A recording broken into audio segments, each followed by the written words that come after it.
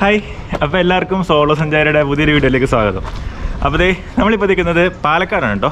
പാലക്കാടിൻ്റെ ഹൃദയഭാഗത്ത് തന്നെ സ്ഥിതി ചെയ്യുന്ന ഒരുപാട് ചരിത്രമൊക്കെ ഉറങ്ങുന്ന പാലക്കാടൻ കോട്ടയിലാണ്. അതായത് പണ്ട് ടിപ്പു സുൽത്താൻ്റെയൊക്കെ പിതാവായിരുന്ന ഹൈദരലി പണിയിപ്പിച്ച ആ ഒരു കോട്ടയിലാണ് ഞാനിപ്പോൾ നിൽക്കുന്നത് കേട്ടോ. അപ്പോൾ എന്തായാലും ഇത് നമ്മൾ ഈ പാലക്കാട് കോട്ടയുടെ ചരിത്രപരമായിട്ടുള്ള കാര്യങ്ങളൊക്കെയാണ് ഈ ഒരു വീഡിയോയിലൂടെ പങ്കുവെക്കാൻ ഉദ്ദേശിക്കുന്നത്. അപ്പോൾ എന്തായാലും എല്ലാവരും വീഡിയോ സ്കിപ്പ് ചെയ്യാതൊക്കെ ഇരുന്ന് കാണാൻ ശ്രമിക്കുക, സപ്പോർട്ട് ചെയ്യുക. വീഡിയോയിലേക്ക് പോകാം. സമയം ഇപ്പോൾ 7:30 കഴിഞ്ഞതേ ഉള്ളൂ. 8 മണിക്കേ കോട്ട ഓപ്പൺ ആവുള്ളൂ കേട്ടോ. അപ്പം കോട്ടയുടെ ചുറ്റും ഒരു നടവഴിയുണ്ട്. ഇവിടെ രാവിലെ ഒരുപാട് ആളുകൾ നടക്കാനൊക്കെ ആയിട്ട് ചുറ്റും ഒരു റൗണ്ടാണ് ശരിക്കും പറഞ്ഞു കഴിഞ്ഞാൽ. നമ്മൾ കോട്ട ചുറ്റി തിരിച്ച് സ്റ്റാർട്ട് ചെയ്ത സ്ഥലത്ത് തന്നെ എത്തും. അപ്പോൾ ഞാനും ചുമ്മാ ആ വഴി നടക്കുകയാണ്. എത്ര ഉണ്ടെന്ന് അറിയില്ല, 1 കിലോമീറ്ററൊക്കെ കാണുമായിരിക്കും എന്തായാലും ആ വഴി ഒരുപാട് ആളുകളുണ്ട് രാവിലെ നടക്കാനായിട്ട്. നമ്മുടെ പുറകിൽ കാണുന്നത് കോട്ടയാണ്. കോട്ട 8 മണിയാകുമ്പോൾ ഓപ്പൺ ആവും. 25 രൂപയുണ്ട് കോട്ടയിലേക്ക് കയറാനുള്ള എൻട്രൻസ് ടിക്കറ്റ്. 1766 മൈസൂർ ഭരണാധികാരിയായിരുന്ന ഹൈദരലിയാണ് ഈ കോട്ട ഇന്നീ കാണുന്ന രൂപത്തിൽ പണി കഴിപ്പിച്ചത്. ടിപ്പു സുൽത്താൻ ഫോർട്ട് എന്നും ഈ കോട്ടയ്ക്ക് പേരുണ്ട്. പിന്നീട് വർഷങ്ങളോളം ഇത് മൈസൂർ രാജാക്കന്മാരുടെ കൈകളിലായിരുന്നു. നിലവിൽ ആർക്കിയോളജിക്കൽ സർവേ ഓഫ് ഇന്ത്യയുടെ സംരക്ഷണത്തിലാണ് കേട്ടോ ഇത്. 60,702 സ്ക്വയർ മീറ്റർ വിസ്തൃതിയുണ്ട് കോട്ടയ്ക്ക്. ഫ്രഞ്ച് ശൈലിയും പരമ്പരാഗതമായ കേരള ശൈലിയും കൂട്ടിച്ചേർത്തുണ്ടാക്കിയതാണ് ഈ കോട്ട. ചെങ്കല്ലുകൊണ്ട് കെട്ടിപ്പടുത്ത ഈ കോട്ട ചതുരാകൃതി രൂപത്തിലാണ് പണി കഴിപ്പിച്ചിട്ടുള്ളത്. ഇനി കോട്ടയുടെ കുറച്ച് ചരിത്രപരമായിട്ടുള്ള കാര്യങ്ങൾ പറയാം. കുറച്ച് ബോറിംഗ് ആയിരിക്കും, താല്പര്യമുള്ളവർ മാത്രം ഭാഗ്യം കേട്ടാൽ മതി കേട്ടോ. 1756 പാലക്കാട് രാജാവായിരുന്ന ഇട്ടിക്കൊമ്പി അച്ഛനാണ് ഹൈദരലിയെ ഇങ്ങോട്ടേക്ക് ക്ഷണിക്കുന്നത്. ഹൈദരലി മലബാറിൽ തൻ്റെ സാന്നിധ്യം അറിയിക്കാൻ ആഗ്രഹിക്കുന്ന സമയത്ത് തന്നെയാണ് മൂപ്പർക്ക് ഇങ്ങനൊരു ക്ഷണം ലഭിക്കുന്നത്. പുള്ളി നേരെ ഓക്കെ പറഞ്ഞ് അവിടെ ഒരു കോട്ട അങ്ങ് പണിതു. അദ്ദേഹത്തിൻ്റെ അളിയനായിട്ടുള്ള മക്കാരം അലിയാണ് കോട്ടയ്ക്ക് തറക്കല്ലിടുന്നത്.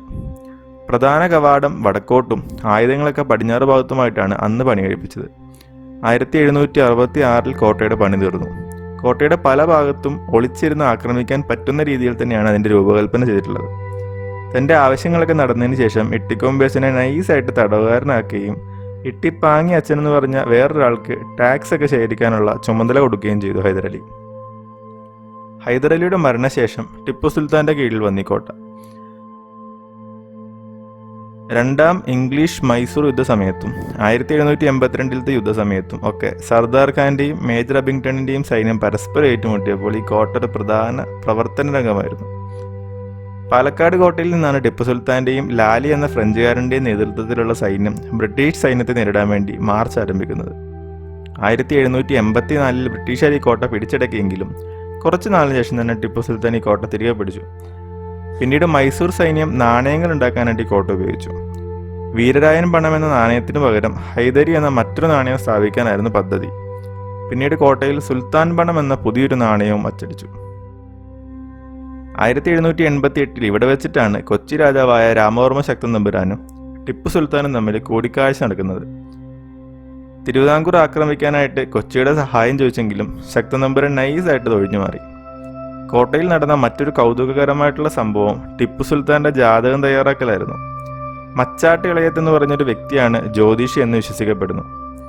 ടിപ്പുവിന്റെ ജീവൻ അപകടത്തിലായേക്കാവുന്നിടത്തോളം കാലം പാലക്കാടൻ കോട്ടയിൽ തങ്ങരുതെന്നുള്ള മുന്നറിയിപ്പാണ് ജ്യോത്സ്യൻ ടിപ്പുവിന് നൽകിയതെന്നാണ് പ്രാദേശിക ഐതിഹ്യം. കോട്ടയിൽ പണ്ട് അടിമക്കച്ചവടം നടന്നിരുന്നതായും ചരിത്രകാരന്മാർ രേഖപ്പെടുത്തിയിട്ടുണ്ട് കേട്ടോ. ഹൈദരലിയുടെ കാലത്ത് ഒരടിമയ്ക്ക് 200 മുതൽ 250 വരെ പണമായിരുന്നു വില. എങ്കിലും 100 പണം കൊടുത്തു കഴിഞ്ഞാൽ 2-3 അടിമ കുട്ടികളെ വാങ്ങിക്കാമായിരുന്നു.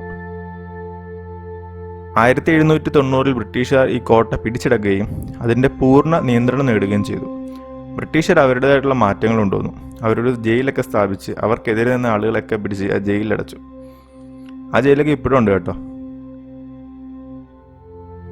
കോട്ടയുടെ പ്രവേശനം വടക്കു ഭാഗത്തുകൂടിയാണെങ്കിലും വാതില് പടിഞ്ഞാറോട്ട് ദർശനമാണ്. ഇന്ത്യയിലെ എല്ലാ ഇസ്ലാമിക ഭരണാധികാരികളും കോട്ടകൾ പണിയുമ്പോൾ മക്കയ്ക്ക് അഭിമുഖമായിട്ടൊരു കവാടം പണിയുന്ന ശീലമുണ്ടായിരുന്നു. അങ്ങനെയാണ് ഇതിൻ്റെയും ദർശനം പടിഞ്ഞാറോട്ടായത്.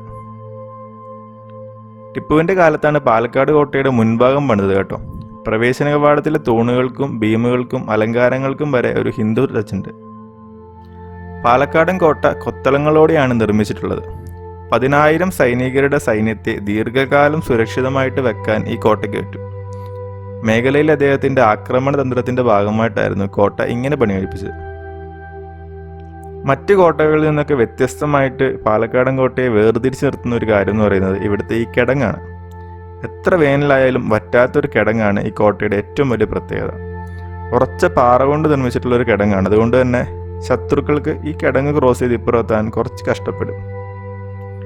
കണ്ണൂരിലെയും ബേക്കലിലെയൊക്കെ കോട്ടകൾ ഇതിനേക്കാളൊക്കെ വളരെ വലുതാണെങ്കിലും അവയ്ക്കില്ലാത്തതും ഈ കോട്ടയ്ക്കുള്ളതുമായിട്ടുള്ള ഏക കാര്യം എന്ന് പറയുന്നത് ഈ ഒരു കിടങ്ങാണ്. ഈ കോട്ടയ്ക്ക് ഭയങ്കര വലിപ്പമാണ് കേട്ടോ. ശരിക്കും പറഞ്ഞാൽ കുറേ നടക്കാനുണ്ട്. ഇപ്പം രാവിലെ ആയതുകൊണ്ട് തന്നെ ആൾക്കാരില്ല. ഇപ്പം ഓപ്പൺ ആയതേ ഉള്ളൂ. നമ്മൾ ഓപ്പൺ ആയപ്പോൾ തന്നെ കയറി. അപ്പോൾ അതുകൊണ്ട് തിരക്ക് കാര്യങ്ങളൊന്നും ഇല്ല. ഇപ്പം ഞാൻ മാത്രമേ ഉള്ളൂ. യൂസ് ചെയ്തേക്കുന്ന കല്ലുകൾ നോക്കി, ചെങ്കല്ല് ഒക്കെ എത്ര സ്ട്രോങ് ആയിട്ട് അവർ ചെയ്തേക്കുന്നത്. ഇതൊരു ചെറിയ വാച്ച് ടവറൊക്കെ പോലെ ഉണ്ട് കേട്ടോ. എനിക്കൊന്ന് പണ്ടത്തെ ആളുകൾ സുരക്ഷയ്ക്കൊക്കെ ആയിട്ട് കയറി നിന്നിരുന്നതോ വല്ല ആണോ എന്ന് അറിഞ്ഞൂടാ. ഇത് നോക്കി, ഒരു ചെറിയ ഡോറ് കാര്യങ്ങളൊക്കെ നോക്കി. ഓ, ഇങ്ങോട്ടേക്ക് നല്ല സ്പേസ് ഉണ്ട് കേട്ടോ. ഇത് പുറത്തേക്കുള്ള വഴി വല്ലതാണോ? ഇവിടുത്തെ വരും. എന്തായാലും കുറേ സ്ഥലമുണ്ട് ഇതിനകത്തേക്ക്.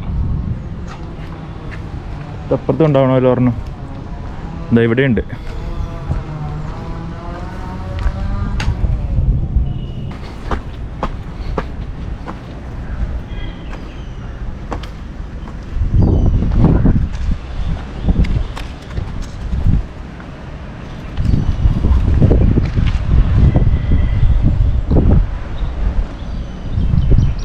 ഇതുപോലെയുള്ള ചരിത്ര പ്രാധാന്യമുള്ള സ്ഥലങ്ങളിൽ ഇതുപോലെ പേരുകൾ കുത്തി വരച്ചൊക്കെ വെക്കുന്നത് ഭയങ്കര ബോർ പരിപാടിയാണ്. ഇത് ഞാൻ പറഞ്ഞു തരേണ്ട ആവശ്യമില്ല. ഇത് ബോറാണെന്ന് ചെയ്യുന്നവർക്ക് എന്തായാലും അറിയാൻ പറ്റും. ഇങ്ങനെ കുറേ ചുവർച്ചിത്ര കലാകാരന്മാരുണ്ട് കേരളത്തിൽ. ടോയ്ലറ്റ്, പിന്നെ ഇങ്ങനത്തെ കോട്ടകൾ, ബാത്റൂമുകൾ, ഇതൊക്കെ കണ്ടു കഴിഞ്ഞാൽ പേരും നാളും എഴുതി വെച്ചില്ലെങ്കിലും ഭയങ്കര ഒരു പ്രയാസമാണ്. ഓരോരോ വിഷമങ്ങൾ.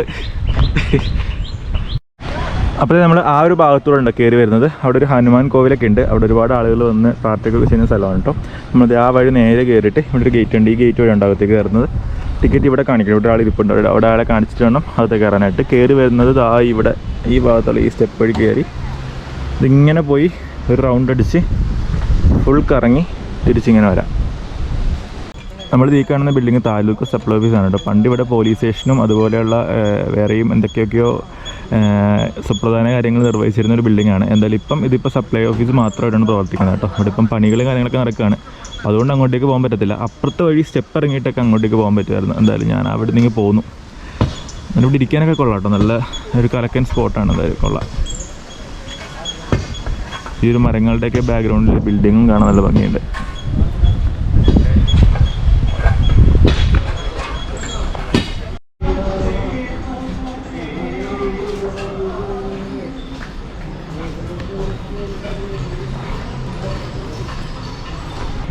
നമ്മൾ കോട്ടയിലേക്ക് കയറുന്ന ആ ഒരു എൻട്രൻസ് ഇതാണ് കേട്ടോ. ഈ വഴി അകത്തേക്ക് കയറുന്നത്. ഇവിടെ ഈ റൈറ്റ് സൈഡിൽ തന്നെയാണ് ആ കോവിലും കാര്യങ്ങളൊക്കെ വരുന്നത്.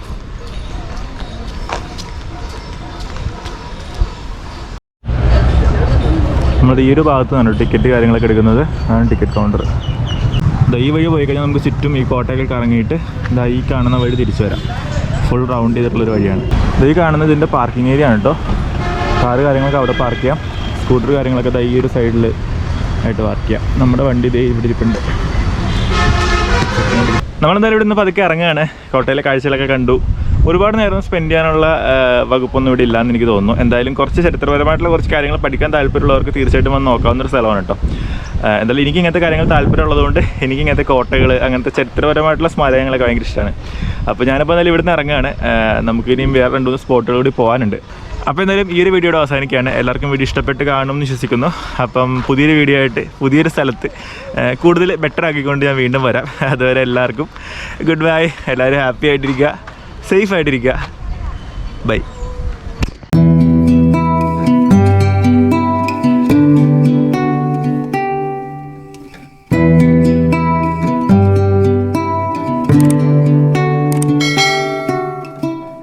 ഇതെന്താണ് കുറേ കുഴികളൊക്കെ? ഇതെന്താ സംഭവം? എന്തെങ്കിലും അറിയാവുന്ന ആരെങ്കിലും ഉണ്ടെങ്കിൽ ഒന്ന് കമൻറ്റ് ചെയ്തേക്കണേ.